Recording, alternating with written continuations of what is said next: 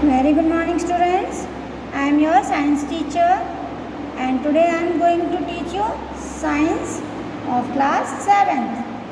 And today we continue chapter 7, physical and chemical change. Now today we discuss part 3rd. Now see in the book, this is your science book, science of class 7. Now open chapter number 7. See here, this is the chapter number 7, physical and chemical change. Part 1 and part 2 we have already done, and today we start part 3rd from the page number 57. See, this is the page number 57. Burning of magnesium ribbon. First of all, you know what is the magnesium? Magnesium is a metal which burns easily on heating. Magnesium एक metal है जो heat करने से easily जलने लगती है. So a long and thin strip of magnesium metal is called the magnesium ribbon. तो magnesium metal की एक बहुत पतली और लंबी स्ट्रिप को हम मैग्नीशियम रिबन कहते हैं. And we usually use magnesium metal in the form of magnesium ribbon to perform activities. इसलिए हम एक्टिविटी करने के लिए मैग्नीशियम मेटल को मैग्नीशियम रिबन की फॉर्म में यूज़ करते हैं. देखिए क्या होता है जब हम मैग्नीशियम रिबन को बर्न करते हैं. This see here in this picture, this is the magnesium ribbon. इसको तो हम देखो जला रहे हैं, तो ये वाइट फ्लेम के साथ जलती है और इसकी फिर हमें जलने के बाद जो ऐश मिलता है यानी कि जो राख मिलती है वो हमें ऑक्साइड की राख मिलती है. When magnesium ribbon is heated, तो हम मैग्नीशियम रिबन को हीट करते हैं, it Burns in air with brilliant white light. तो वो वाइट लाइट यानी सफ़ेद रोशनी लाइट के साथ वो जलती है to form a powdery as called magnesium oxide. और जलने के बाद उसकी जो राख है वो वाइट पाउडर की तरह हमें मिलती है, उसे कहते हैं मैग्नीशियम ऑक्साइड. यानी इसकी जो राख होती है वो मैग्नीशियम ऑक्साइड है. This magnesium oxide is an entirely new substance. अब जो हमें उसकी राख मिली है, राख यानी मैग्नीशियम ऑक्साइड जो हमें मिला है वो एक नया सब्सटेंस है यानी कि न्यू सब्सटेंस है. So new substance is form during the burning of magnesium ribbon. और ये नया सब्सटेंस हमें कैसे मिला है? मैग्नीशियम रिबन को जलाने से. So burning of magnesium ribbon is a chemical change. इसलिए बर्निंग ऑफ मैग्नीशियम रिबन क्या हुआ? एक केमिकल चेंज हुआ. So we can perform the magnesium ribbon burning activity as follows. ये एक्टिविटी अगर आप करके देखें तो देखो इसी तरह से करेंगे. तो मैग्नीशियम रिबन को जब हम हीट करेंगे तो जलना शुरू हो जाएगी, तो इसकी जो रोशनी होगी बिल्कुल वाइट होगी और इसके बाद जो हमें राख मिलेगी वो पाउडर की तरह होगी जिसे हम मैग्नीशियम ऑक्साइड कहते हैं. Now see next reaction with copper sulphate solution and iron. जब हम कॉपर सल्फेट सॉल्यूशन को आयरन के साथ मिक्स करते हैं तब उनका क्या रिएक्शन होगा? व्हेन एन आयरन ऑब्जेक्ट, जब हम कोई भी आयरन ऑब्जेक्ट लेते हैं, आयरन ऑब्जेक्ट कुछ भी हो सकता है, जैसे कि आपका नेल यानी चोबा है, उसको हम कॉपर सल्फेट के साथ अगर मिला दें तो इसके अंदर blue coloured solution of copper sulphate. Copper sulphate का देखो जो सॉल्यूशन होगा वो ब्लू कलर का होगा और जो आयरन है यानी कि जो लोहे की कोई भी चीज़ है वो हमारी ग्रे कलर की होगी. जब हम दोनों को मिक्स करेंगे तो हमें क्या मिलेगा? आयरन सल्फेट जो हमारा ग्रीन कलर का होगा, ये सॉल्यूशन होगा. उसके साथ हमें कॉपर मिलता है और कॉपर हमें ब्राउन कलर का होता है. तो इस तरह से इन दोनों का ये रिएक्शन होता है और ये इसका केमिकल फॉर्मूला है.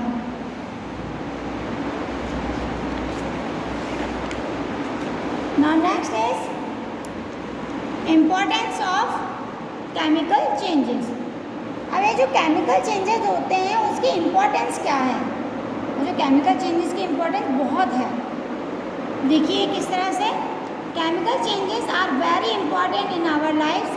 हमारे जीवन में केमिकल चेंजेस की बहुत ज़्यादा इम्पॉर्टेंट है, because all the new substance which we use in various fields of our life are produce as a result of chemical change.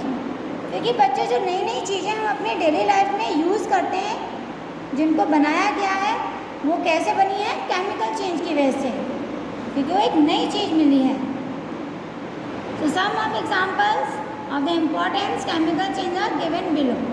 First, metals are extracted from their naturally occurring compounds called ores by a series of chemical change. For example, iron metal is extracted from the iron ore by chemical change. तो जो metals हैं उनको जब वो हमें मतलब starting में मिलता है, तो ये मेटल उसे हम ओर कहते हैं, उसको जब हम प्योर फॉर्म में यूज लाते हैं तो उसको अलग अलग किया जाता है, तो हम केमिकल चेंज से ही उसको अलग अलग करते हैं। अब जैसे आयरन को हम अलग करते हैं ओर से, तो केमिकल चेंज से ही हम उसको अलग करते हैं, जिससे कि हमें फिर आयरन मिलता है और हम उसकी अलग अलग चीज़ें बनाते हैं। Medicines are prepared by carrying out a chain of chemical changes. अब जैसे दवाएं बनाई जाती हैं, दवाएं भी केमिकल चेंजेस से ही बनाई जाती है, क्योंकि जब उसमें केमिकल चेंज होगा तो एक नई दवा मिलेगी और वो नई दवा का जो काम होगा वो भी एक अलग होगा। तो मेडिसिन जो बनाई जाती है वो भी एक केमिकल चेंज का ही एग्जाम्पल है।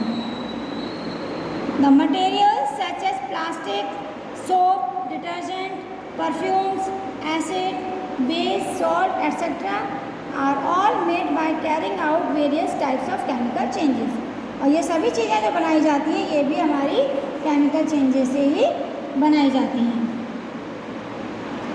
Every new material is discovered by studying different types of chemical changes.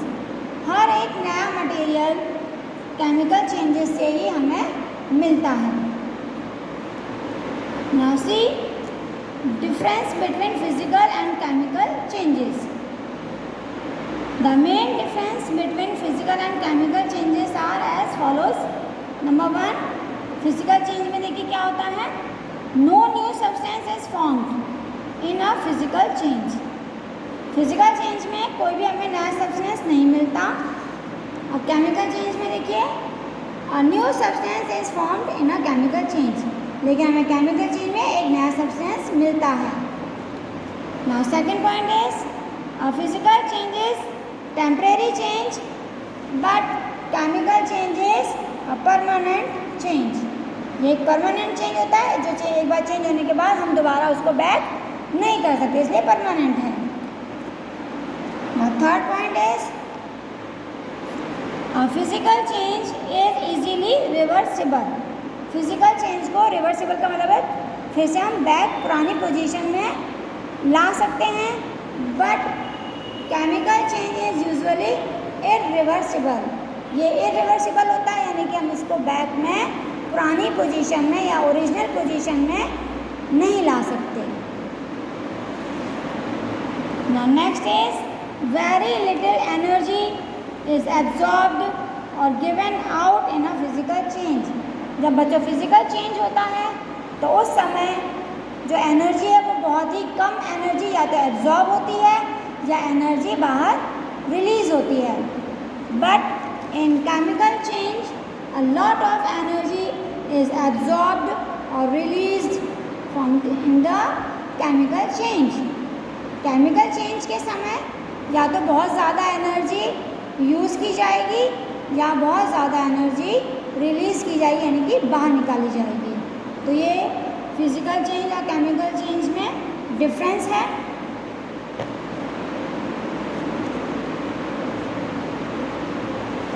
Now next is ये एग्जांपल्स हैं आपके फिजिकल चेंज और केमिकल चेंज के, इनको आप लर्न कर लेंगे, पढ़ लेंगे आप इनको। A protective shield of ozone. Ozone is a gas. ये आपको मालूम है कि ओजोन एक गैस है, and there is a layer of ozone gas high up in the atmosphere. और हमारे एटमॉस्फेयर में एक ओजोन गैस की लेयर है जो हमें सन की हार्मफुल रेज से प्रोटेक्ट करती है। The ozone layer in the upper atmosphere is very useful.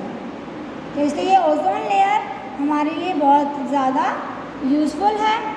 The ozone layer protect us from the harmful ultraviolet radiation which come from the sun. This happens as the follows. Ozone absorb ultraviolet radiation coming from the sun. और ये जो ozone layer है वो हमें protect करती है सन की light से, और उसकी जो हार्मफुल रेज होती हैं सन की, उससे हमारी रक्षा करती है। अब वो रक्षा कैसे करती है? सी, जब जो ओजोन गैस है हमारी लेयर एटमॉस्फेयर में, वो सन की हार्मफुल रेज को पहले वो एब्जॉर्ब करती हैं and breaks down to form oxygen. फिर उसे वो ऑक्सीजन की फॉर्म में ब्रेक करती हैं। In this way ozone layer absorb harmful ultraviolet radiation coming from the sun and prevents them from reaching the earth. The breaking down of ozone into oxygen is a chemical change. जो ozone layer है वो oxygen को break करती है, उसमें जो raise है उसमें से, तो ये क्या है? एक chemical change. If ultraviolet radiation were not absorb by ozone layer, अगर बच्चों ओजोन लेयर ना हो हमारे एटमॉस्फेयर में, तो उसकी जो रेज हैं उसको एब्जॉर्ब कोई कर नहीं पाएगा and they would reach the earth surface and cause harm to us. और वो जो रेज हैं वो डायरेक्ट हमारी अर्थ पर आएंगी और हमें बहुत ज़्यादा नुकसान पहुंचाएंगी। एंड अदर लिविंग थिंग्स, इंसान के साथ साथ दूसरी लिविंग थिंग्स को भी नुकसान पहुंचाएंगी। सो अल्ट्रावायलेट रेडिएशन कैन कॉज, और उससे क्या क्या हो सकता है बच्चों, कैसे नुकसान पहुंचा सकती हैं? उसकी जो अल्ट्रावायलेट रेज है सन की, अगर वो डायरेक्ट हमारी अर्थ पर आती हैं तो उससे क्या होगा? Skin cancer, damage our eyes and plants. The ozone layer in the atmosphere acts as a natural protective shield. इससे हमारे अगर ओजोन लेयर ना होगी तो हमें स्किन कैंसर, हमारी आइज डैमेज हो जाएंगी, इस तरह से हमें परेशानियों का सामना करना पड़ेगा। इसलिए जो ओजोन लेयर है वो हमें इन चीज़ों से बचाती है। तो ये क्या है? हमारी protective shield. So protective shield against the harmful ultraviolet radiation coming from the sun. इसलिए जो ओजोन है वो हमारे लिए एक प्रोटेक्टिव शील्ड की तरह काम करती है, जो हमें सन की अल्ट्रावायलेट रेज से बचाती है, जो हमें नुकसान नहीं होने देती।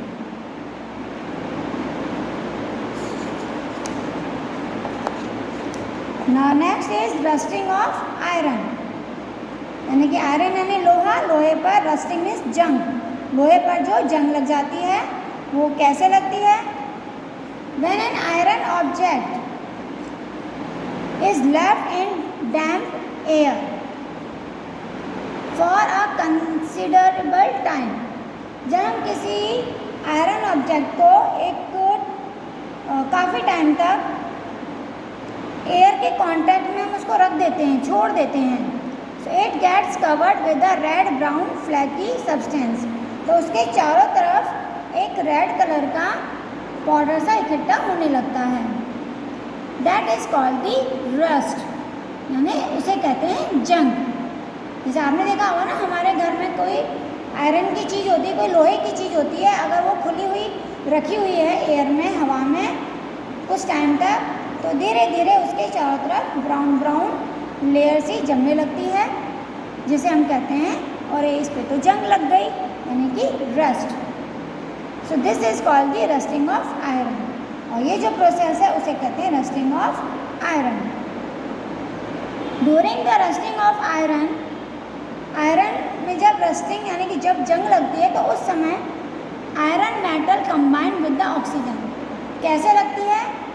जो आयरन है वो एयर के अंदर ऑक्सीजन होती है बच्चों, ये आपको मालूम है, तो वो ऑक्सीजन के साथ रिएक्शन करती है in the presence of water, क्योंकि एयर में ऑक्सीजन के साथ साथ वाटर भी होता है, वाटर वेपर, यानी कि जिसे हम मॉइस्चर कहते हैं। To form a compound iron oxide. तो वो ऑक्सीजन से मिलकर आयरन ऑक्साइड बनाती है। So this iron oxide is rust. ये ऑक्साइड ही रस्ट होती है, यानी कि जंग होती है। So the process of rusting can be represented by the following word equation. ये इक्वेशन है रस्टिंग ऑफ आयरन के प्रोसेस का। ये आयरन है, ऑक्सीजन के साथ मिलकर रिएक्ट करता है और ऑक्सीजन में एयर होती है, उसमें ऑक्सीजन के साथ साथ वाटर भी होता है। इन दोनों चीज़ों के साथ ये मिलकर आयरन ऑक्साइड बनाता है, जिसे हम कहते हैं रस्ट, यानी कि जंग। तो इस तरह से आयरन की चीज़ों पर जंग लग जाती है। देखिए ये आपको दिखाई दे रहा है, ये किसी मशीन का पार्ट्स है, ये आयरन का है। इसमें देखो ये ब्राउन ब्राउन ये पाउडर सा आपको दिखाई दे रहा है इसके चारों तरफ, तो ये इस पर रस्ट लगी हुई है, यानी कि इस पर जंग लगी हुई है। तो रस्ट इज आयरन ऑक्साइड। तो रस्ट का केमिकल फॉर्मूला क्या है? Iron oxide. Rust and iron are not the same substance. Rust और आयरन दोनों एक चीज़ नहीं है, क्योंकि आयरन होता है लोहा और रस्ट होता है जंग, इसलिए ये दोनों ही अलग अलग चीज़ें हैं। So rust is different from iron. तो रस्ट क्या हुआ, यानी कि आयरन से एक बिल्कुल अलग है, एक नया सब्सटेंस है। So it is the chemical change. तो लोहे पर जंग लगना यानी रस्टिंग ऑफ आयरन क्या हुआ? केमिकल चेंज, क्योंकि हमें जो रस्ट है वो एक न्यू सब्सटेंस है, नया सब्सटेंस मिला है। Almost every iron object kept in the open gets rusted slowly. इसलिए आयरन की हर चीज़ अगर बाहर खुली हुई रखी हुई है हवा में, तो धीरे धीरे उस पर जंग लगना शुरू हो जाता है। So we can usually see the rusted iron gates of park. अब जैसे पार्क में गेट होते हैं, आपने उस पर जंग लगी हुई देखी होगी। Iron benches capped in the gardens. Garden में जो लोहे की बेंचेस होती है उस पर जंग लगी हुई आपने देखी होगी। And the agriculture tools such as spades. और खेती के जो औजार होते हैं जैसे स्पेड है, शॉवेल है, उन पर भी आपने देखा होगा जंग लगी हुई होती है, क्योंकि हवा में खुले हुए रखे हुए होते हैं। इन द किचन, किचन में देखिए जैसे तवा है मम्मी जिस पर रोटी बनाती हैं, उस पर आपको देखा होगा कि मम्मी साफ़ करके रख देती हैं, फिर भी उस पर जंग लग जाती है, क्योंकि वो लोहे का है और वो खुला हुआ एयर में रखा हुआ है। तो वो एयर में से ऑक्सीजन और मॉइस्चर के साथ रिएक्ट करता है और ऑक्साइड बना देता है। हम उसे कितना भी चमका के रख दें, लेकिन थोड़ी बहुत रस्ट उस पर ज़रूर लग जाती है। We can also usually see the formation of some rust on iron grills गैलिम्स। में इस तरह से लोहे की कोई भी चीज़ें हैं उन पर हवा में उनको खुला रखने से जंग लग जाती है। तो आज इतना ही करेंगे हम। Thank you, have a nice day.